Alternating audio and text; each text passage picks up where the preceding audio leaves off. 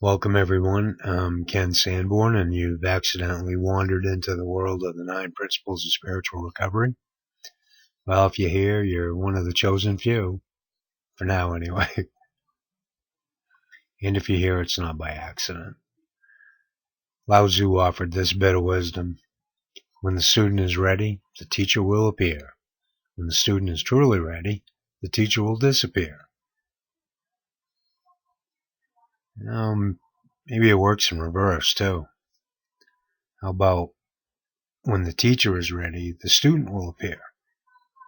Kind of makes sense to me from teaching perspective. Basically, the person teaching something should be prepared to receive the person seeking to study that something by first understanding their subject as best they can, second, by understanding how to make it relevant to the life of the student so the student stays interested long enough to learn it.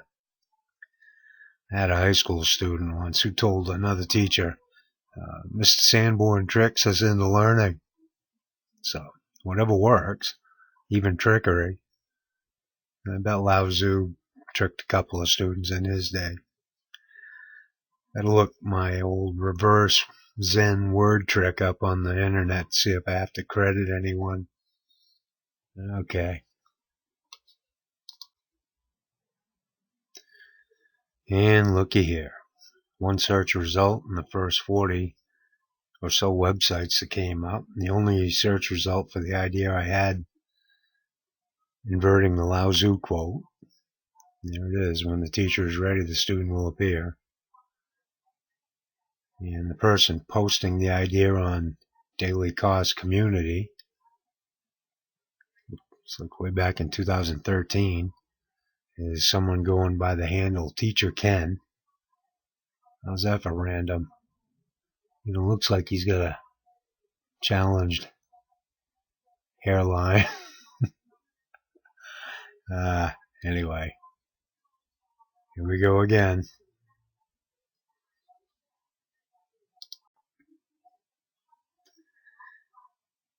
Anyway, it's apparently no accident that I'm here and you're here. And I'll do my best to try to bring you a video that helps you in some way to start the process of planning for your change and growth. And that's what recovery is all about for me. Getting back your ability to change and grow and resolve your stressors.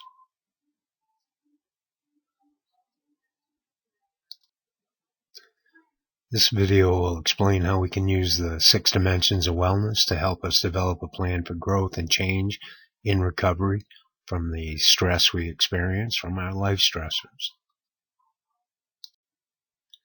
In the last video, we talked about what stress is, definition, working definition, and the one we're using is that stress is the response an organism has to external pressures and demands on it. Or we could also say stress is the reaction a living thing has to outside influences.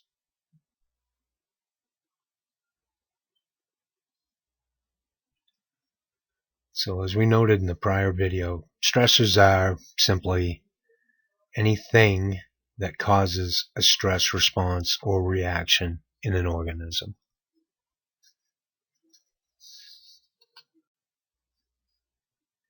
And also, as we noted in the earlier video, there are various types of stressors that can be identified as causing a stress, or distress, which is straight up strain, pain, and suffering. And these stressor types are problems, pressures, demands, threats, and traumas.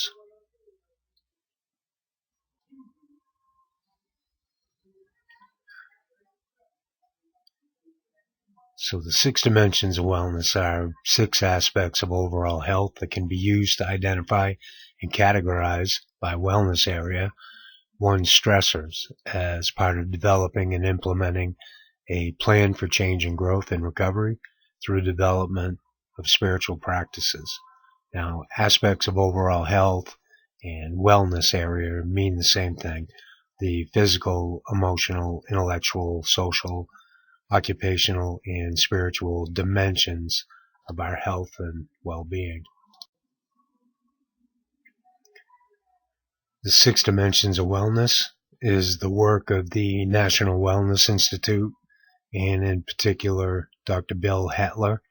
If you'd like information about the model, more information, here's a website. And we'll be using the model for a specific purpose in assessing stressors. Through self-assessment and intentional planning, we can figure out how to prioritize our needs for change and where to use our energies to make life changes in each area of overall wellness. The last tool we'll use in our self-assessment of overall stress and stressors analysis is the 6 dimensions of wellness. This tool has been around for half a century. We can use the 6 dimensions of wellness framework to identify and categorize our stressors.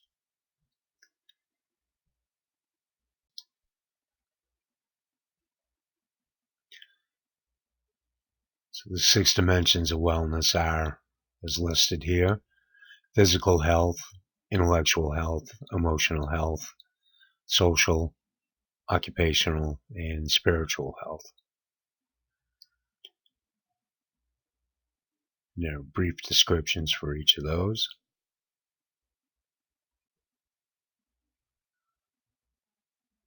This is a quick way to look at things. The physical aspect, or the physical dimension, relates to our bodies. That one's pretty obvious. Intellectual dimension relates to our thinking, those sorts of processes. The emotional aspect or dimension about our feelings.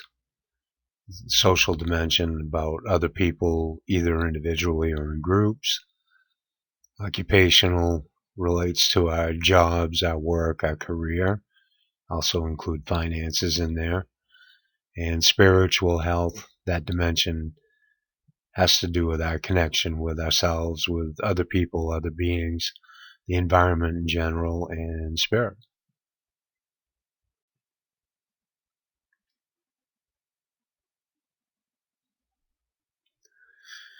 So we can use the 6 dimensions of wellness framework to identify and categorize our own stressors by aspect of wellness. So we get, again, physical, intellectual, emotional, social, occupational, and spiritual.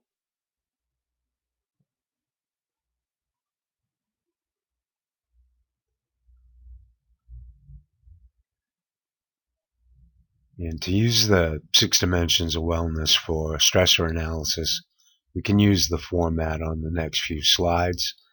Here are descriptions for the first 3 dimensions of wellness. We have physical health, again, fitness of bones, organs, muscles, nutrition, environmental conditions like your physical safety, where you live, where you work, that kind of thing. Intellectual health, our thinking, problem solving, coping with stress is an intellectual process. Memory, perception, attention, focus, and concentration all related. Emotional health, this is about regulation of feelings, the ability to express our feelings appropriately. That might be considered attitudes. Autonomy or self-governance, sense of personal power, self-confidence. Related to that is self-efficacy, self-esteem and self-worth or self-image. Your sense of pleasure, like you've had any kind of fun in life. Feeling loved and loving others.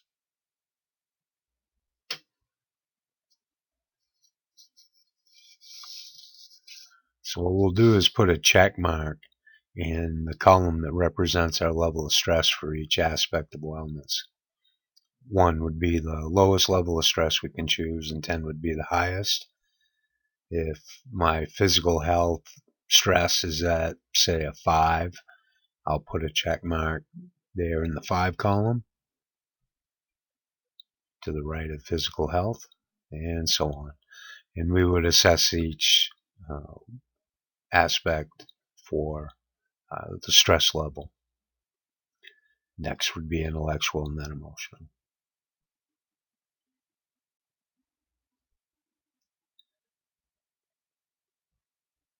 And with the last three dimensions of wellness, social health, these again would be relationships with friends, connections to a community, interactions with other people, especially in groups, that sense of belonging or affiliation, being part of something. Occupational health, steady employment in a job or a career that is interesting, challenging, and fulfilling. If you get all that, you're doing pretty well. And if it pays well, jackpot. Spiritual health, again, connections to oneself, other people, life in general, a sense of freedom. I find that interesting, but I like it. Living to one's potential, or what Maslow called self-actualization, being all you can be. U.S. Army. Go Army.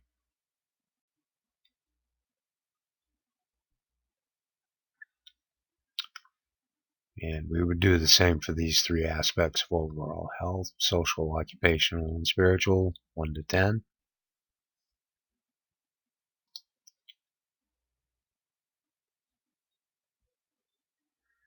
So we total up the number of values for our check marks and determine the level of stress we're experiencing in general.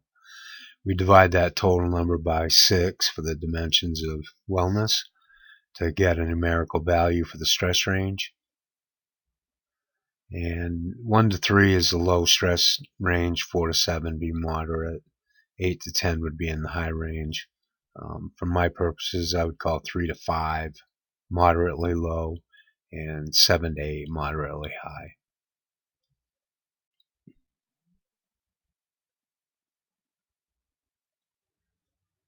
Here's an example of how we can use the 6 dimensions of wellness framework to identify and categorize stressors.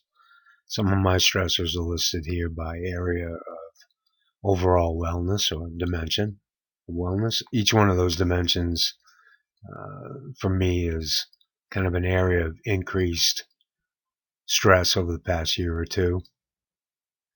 And I'll say that since I put this assessment together, I made some progress in all areas. Social health, not so much, but we're working on that one too. Have to pace ourselves. But under physical dimension, you'd have pain issues, chronic issues like neuropathy, diabetes, some things that you kind of experience and could seem to be able to be treated and improve. Intellectually, the focus and concentration thing, those are related, sort of boredom and apathy. Emotionally, the symptoms of depression and anxiety is fairly common with folks who are stressed. Different degrees of anger, from irritation to full-blown rage. Those things, I don't do that full-blown rage thing. Once in a great while, but that's usually get it out of my system before that. Fear is kind of another degree type of thing, from just kind of scared to petrified. Hopelessness that's pretty desperate. When folks are feeling that way, they don't think things are going to get better. That's something that we all have to kind of pay attention for in others and in ourselves. The whole rejection and betrayal, mistrust, disappointment. The loneliness thing for a lot of folks is a tough one, and so we'll pay attention to that and others too. Socially, again, the isolation, not being able to get out so much as I would like. I'm a fairly social person, like to be around others, like to be out doing stuff. A friend of mine, Rick, used to say that I didn't let too much grass grow under my feet, and he was right. Occupationally, still not able to work in like a normal setting. I can't sit for very long. I have to move around a lot. It's not conducive to getting a lot done or being consistent, which is pretty much the thing that most people want to say. Not sure what work I'll be able to ever do at this point. We'll see. And so that leads to inconsistent finances. That's a tough one for folks to deal with as well. Spiritually, kind of a sense of disconnection from other people, which is tough for me too. Been kind of doing that for a few years though, so this isn't really like a new thing, but I have figured out that I do miss it, and I'll go back to it. Disinterest in some of that stuff. Yeah.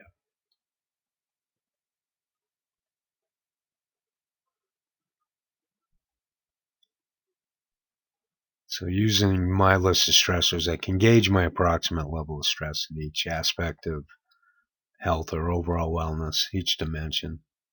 So physical health, I'm probably at about a 9 on the 1 to 10 scale for me. It seems to be my biggest challenge and one of the bigger challenges. Intellectual health, about a 5. I'm doing pretty good there. I could do a little bit better, but I'm doing pretty good. Emotional health, a 9. Yeah, that's probably less than that at this point.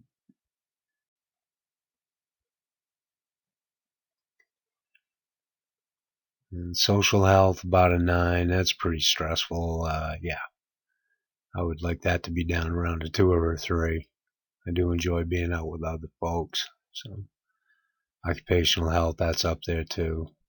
Spiritual health, 6. There's probably a little less than that. I've been able to attend Zoom church, so that's been good. I appreciate that.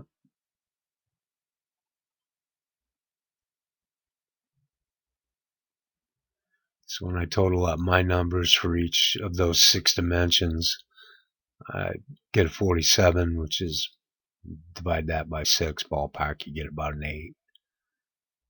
7.8. Let's say that would be that no man's land. 7 to 8 would be moderately high.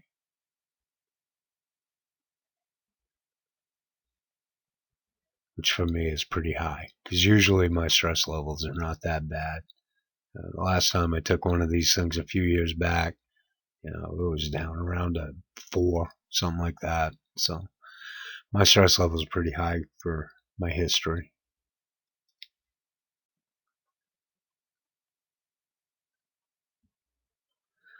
So when we use the 6 dimensions of wellness model, it's beneficial, because when you assess and evaluate your stressors, assess levels of impact on the 6 dimensions of wellness, you can get a basic idea of what you have for stressors and how much they impact each dimension. You can also get a feel for how much stress you might be experiencing due to your list of stressors.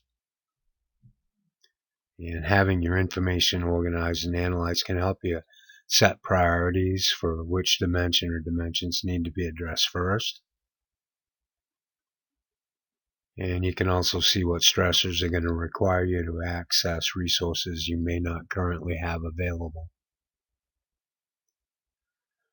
All in all, the 6 dimensions of wellness model can be helpful in developing an overall plan for change and growth and recovery from your stressors.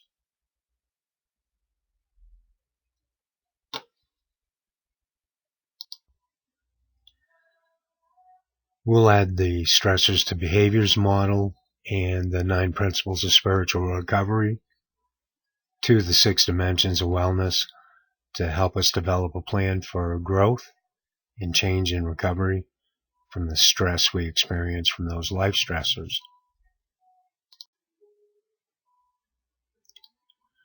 Thank you for watching this video, and if you found something interesting or even enlightening, please consider hitting the like button and subscribing to the channel. And if you do, please sign up for the notifications. And as always, please share this with anyone who you think might enjoy it, get something out of it. And as always, please feel free to leave any comments you might have. Remember, be nice. Thanks again, everyone. Take care.